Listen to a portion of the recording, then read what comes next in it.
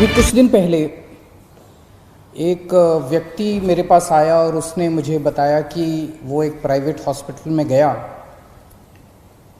उस private hospital में उसने पूछा कि उसे कोरोना की बीमारी है, कोरोना का बेड चाहिए। पहले उन्होंने मना कर दिया। जब वो बहुत गिड़गिड़ाया तो उन्होंने कहा 2 लाख रुपए लगेंगे। मुझे विश्वास नहीं हुआ। अभी कुछ दिन पहले फिर एक दिन एक टीवी प्रोग्राम पे, लाइव टीवी प्रोग्राम के ऊपर एंकर ने एक हॉस्पिटल को फ़ोन किया। हॉस्पिटल से पूछा जी कोरोना का मरीज है हमारे फैमिली में, हमें बेड चाहिए। हॉस्पिटल ने मना कर दिया। जब वो गिड़गिड़ाया तो हॉस्पिटल ने लाइव प्रोग्राम के अंदर कहा दूसरी तरफ से कि 8 लाख रुपए दे दो, बेड का इंतजाम हो जाएगा। मैं ये नहीं कह रहा कि सारे प्राइवेट हॉस्पिटल खराब हैं। दिल्ली की स्वास्थ्य सेवा के अंदर प्राइवेट हॉस्पिटल्स ने बहुत अहम भूमिका निभाई है। दिल्ली के लोग प्राइवेट हॉस्पिटल्स के इस कंट्रीब्यूशन को सलाम करते हैं। लेकिन कुछ चंद प्राइवेट हॉस्पिटल्स हैं जो इस महामारी के दौरान भी इस तरह की गलत हरकतें कर रहे हैं। पहले कहते हैं बेड्स नहीं है, और जब और इंसिस्ट करो तो कहते हैं 2 लाख रुपए दे दो, 5 लाख रुपए दे दो, 8 लाख रुपए दे दो। इसको बेड्स की ब्लैक मार्केटिंग नहीं कहेंगे तो और क्या कहेंगे। तो ट्यूसडे को, मंगलवार को, पिछले हफ्ते मंगलवार को हम लोगों ने एक ऐप लॉन्च किया। हमने कहा ये ब्लैक मार्केटिंग क्यों होती है, क्योंकि जनता को पता ही नहीं कि इस अस्पताल में कितने बेड खाली हैं, कितने बेड भर गए। तो वो अपने हिसाब से ब्लैक मार्केटिंग कर रहा है। वो जो भी 2-4 कर रहे हैं, सारे नहीं कर रहे, सारे बहुत अच्छे हैं। फिर से मैं कह दूं कि सारे प्राइवेट हॉस्पिटल्स बहुत अच्छे हैं, 2-4 हैं जो बदमाश हैं। अगर हम इसको, हमने ये सोचा अगर हम इसको सारी जानकारी को ट्रांसपेरेंट कर दें, अगर हम जनता को बता दें कि भाई इस अस्पताल में इतने टोटल बेड हैं, इतने खाली हैं, इतने वेंटिलेटर हैं, इतने खाली हैं, तो जनता को सब पता चल जाएगा। फिर तो कोई गड़बड़ नहीं कर सकेगा। और पिछले मंगलवार को हम लोगों ने ये ऐप लॉन्च करके दिल्ली सरकार का, और सारे अस्पतालों की लिस्ट डाल दी कि किस अस्पताल में कितने बेड है, कितने खाली हैं। और फिर तो जो बवाल हुआ, मतलब ऐसे टूट के पड़े कई लोग इसके ऊपर, जैसे हमने कोई गुनाह कर दिया, जैसे हमने ये इन्फॉर्मेशन डाल के गड़बड़ कर दी। अब लोगों को पता है कि इस अस्पताल का ये लिखा हुआ है, इसके अंदर 20 बेड हैं, खाली हैं 20 बेड, लेकिन ये बेड नहीं दे रहा। जब उसके पास जाओ तो कहता बेड नहीं है, झूठ बोल रहा है। 2 चीजें, इस बेड को अपडेट हम तो कर नहीं रहे, इन्हीं सबको हम लोगों ने पासवर्ड दिया हुआ है। तो उस ऐप के ऊपर अस्पताल खुद अपडेट कर रहा है कि मेरे इतने बेड खाली हैं, और फिर कहता है बेड नहीं है। तो दोस्तों, इसको तोड़ने में ये जो कुछ लोगों ने, चंद लोगों ने माफिया बनाया हुआ था, इसको तोड़ने में थोड़ा समय लग रहा है। ये पूरे के पूरे एकदम से रिएक्ट कर रहे हैं। इनमें कुछ चंद अस्पताल दिल्ली के इतने पावरफुल हो गए हैं, सभी पार्टियों के अंदर उनका पहुंच है, ऊपर तक पहुंच है। अंदर प्राइवेट में धमकी दी है उन्होंने कि हम नहीं कोरोना के मरीज लेंगे, जो करना है कर लो। मैं उनको कहना चाहता हूं, कोरोना के मरीज तो लेने पड़ेंगे तुमको। आप लोगों को दिल्ली में अस्पताल बनवाया था पैसे कमाने के लिए नहीं बनवाया था। आपका अस्पताल बनवाया था दिल्ली के लोगों की सेवा करने के लिए।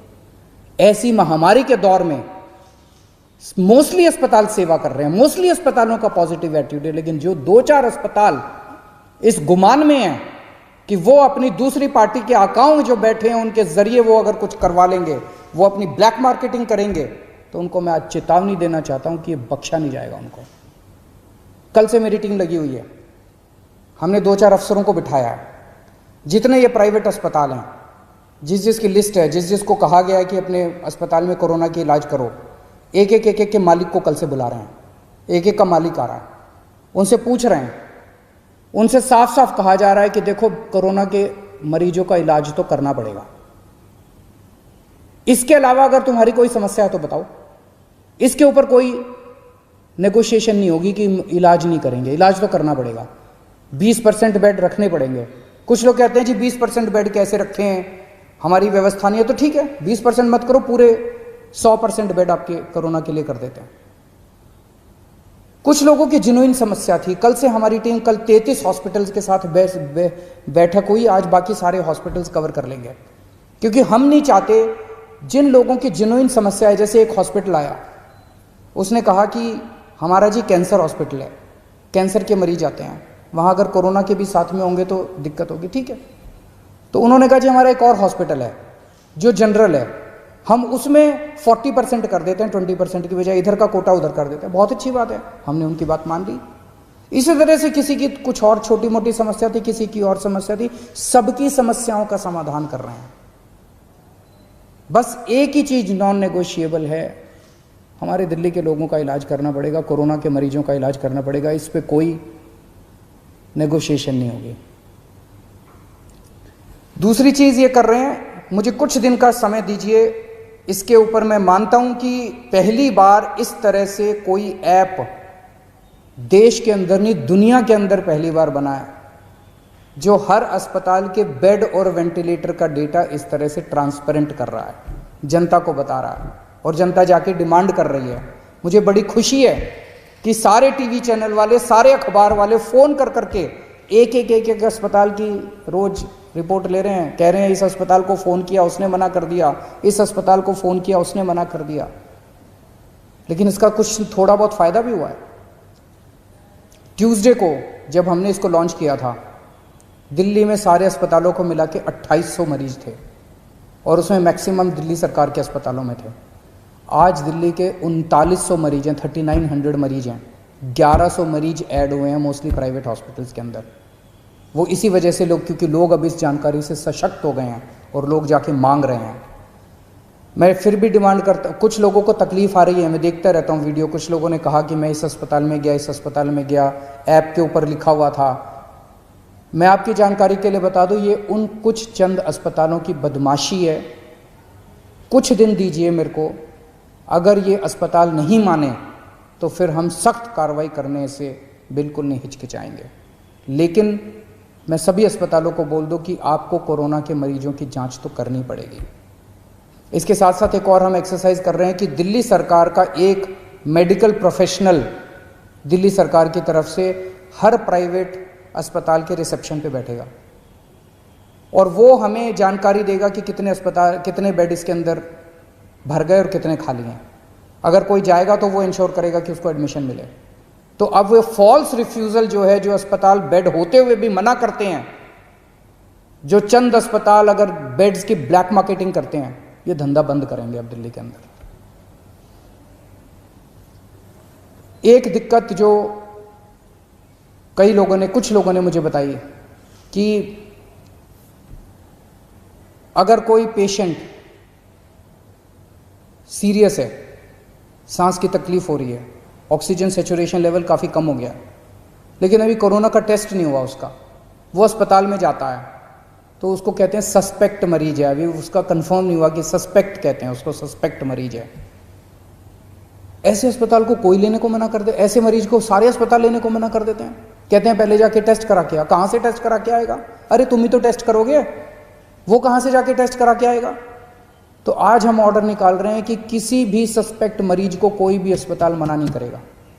अगर कोई मरीज आता है वो सस्पेक्ट है तो उसको मान लो कि वो कोरोना का मरीज है और उसके शुरू कर दो, क्योंकि कोरोना की अलग से दवाई तो है नहीं। अगर वो कोरोना का मरीज है तो पीपी किट पहनना है तो पीपी किट पहन के उसका इलाज शुरू कर दो, उसको ऑक्सीजन तो दे दो, उसको बचा तो लो, उसकी जान तो बचा लो।